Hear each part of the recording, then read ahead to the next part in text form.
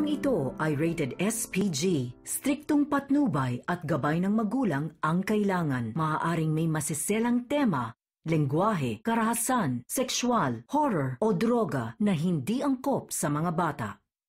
Balitang tantantanan, balitang tantantanan, balitang tantantanan, balitang tantantanan, balitang tantantanan, balitang tantantanan, balitang tantantanan, balitang tantantanan. Siksik! Mga balitang pinagsama-sama. Mga balitang iba ang kasama. Mga balitang hindi pang news report. Ito ang balitang Siksik!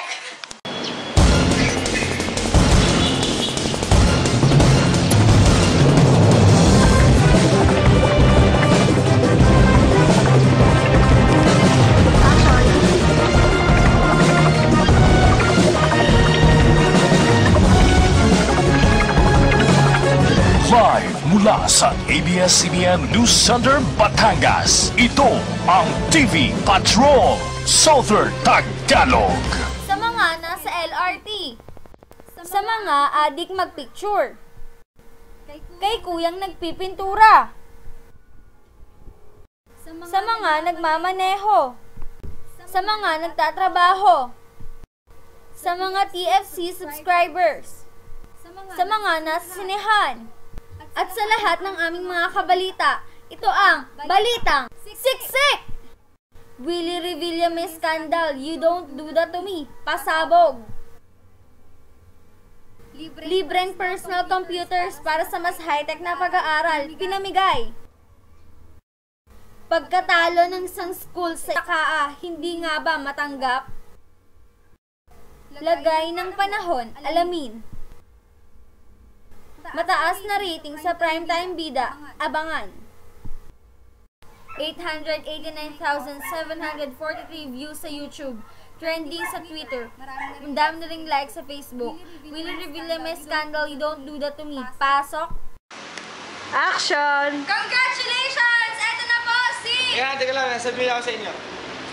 Kanina sa ito na si Ate Guy, pinagalita ko. Sabi ko ito para sa inyo, para malaman nyo, hindi sila professional. Kanina ba naman, sinigawan ako ni Ethel sa dressing room. Sinasabing hindi daw siya nanalo sa costume. Ginagawa niyo naman itong kompetensya eh. Ginagawa natin to para mapasaya kayo ang mga tao. Hindi para sa kapakanan ninyo. Tapos yun yung gagawin niyo sa akin. I'm the producer. I'm the host. Ako nagpapasweldo sa inyo. You don't do that to me. Kung gusto niyo mag-resign ngayon, sige, mag-resign na kayo. Wala kayong galang. You don't do that to me. Ha? Ginagawa natin ito para sa mga tao. Diba? Okay, sige na. Mag-talk muna tayo. Right. Mas high-tech na ang pag-aaral para sa mga estudyante sa Quezon City. Ito ay dahil sa ilang personal computers na pinamigay para sa mga estudyante ng Lyceum Ateneo Lasal University of the Philippines. Ito na ang gagamitin nila para sa kanilang assignments at iba pang school requirements. Nagpapatrol, Ryan Pundano. Pasok. Sa inyo lahat, nandito nga po pala tayo sa computer room ng Lyceum of Ateneo Lasal University of the Philippines. Upang matunayan po na ito na computer sa mga estudyante dito. Excuse me po, Yes? ano pong nasabi niyo sa computer na pinag-release sa inyo? Ayos naman po, mabilis ang connection at nakakatulong po sa aming mga estudyante sa pag-aaral. Maraming salamat. Sige, salamat po. Yun po. Okay po. Back to you.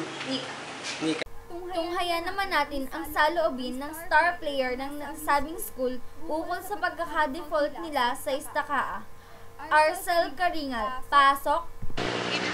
Gandang hapon po sa inyo lahat. Nandito po tayo sa Provincial Sports Complex ng Batangas City, kung saan po ay mag-i-interview tayo ng isang star player ng Lyceum Ateneo de Lasal University of the Philippines.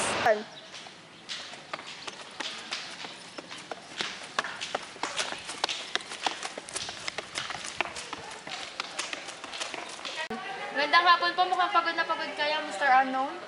Pagod na pagod nga po eh. Kung papractice po kami, kita niyo naman. Balitaan ko nga po ang pagkatalo niyo laban sa USB School. kayo po pala ay na-default. Ano naman po ang masasabi niyo sa pagka hindi tanggap ng mensahe?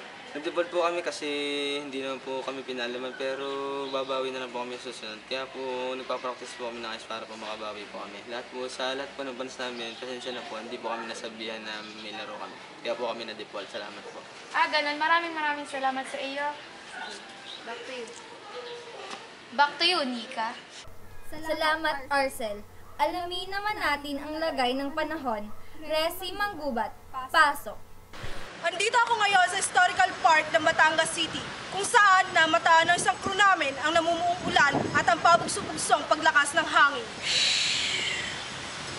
Pinapayuhan ang lahat ng mamamayan ng Batangas City na magdala ng payong, ulan man o araw. Back to you, Nika. At ang nakakuha ng mataas na rating sa primetime bida, walang iba kundi ang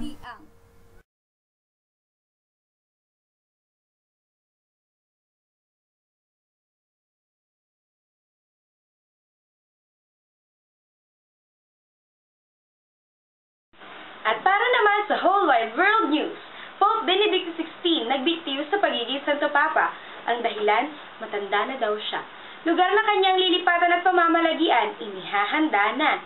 At ang taong nagpasikat ng Gangnam Style si Psy, natatakot daw mag-release ng bagong kanta dahil baka hindi maabot ang tagumpay ng Oppa Gangnam Style. Ako po si Jorina Laranjo para sa whole wide world news. Back to you, Nika! Yun lamang po ngayong hapon. Zemanica Puerteliano, nag-uulat. Balitang tantantanan, balitang tantantanan, balitang tantantanan, balitang tantantanan, balitang tantantanan, balitang tantantanan, balitang tantantanan, balitang tantantanan. Siksi!